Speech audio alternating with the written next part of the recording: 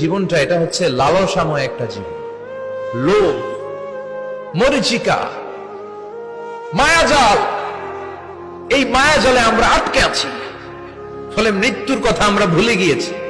পাগলের মতো ছুটছি, আরো টাকা লাগবে, আরো খ্যাতি লাগবে, আরো যশ লাগবে, আরো দাপট লাগবে। আমার এত টাকা দিয়ে কি হবে?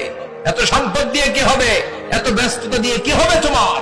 স্টপ, থামুন, অনেক হয়েছে। আন্না,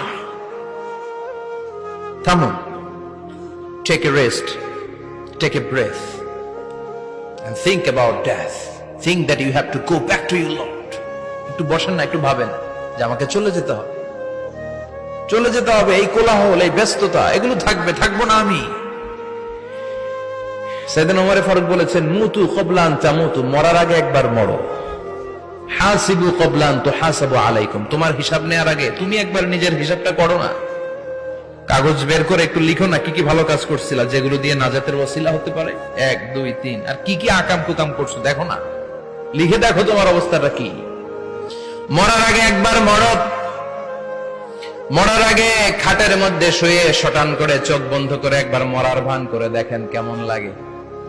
চোখটা বন্ধ করেন আর ভাবেন আপনি নাই, কি কি হতে পারে ভাবেন।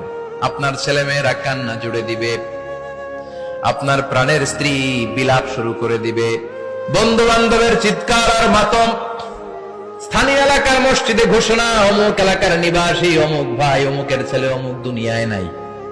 সব আত্মীয়রা চলে আসবে, ফেসবুকে স্ট্যাটাস দেয়া হবে, সবাই সবাইকে জানাবে বিকাল 4টায় অমুক হাই স্কুল ময়দানে আপনার জানাজা।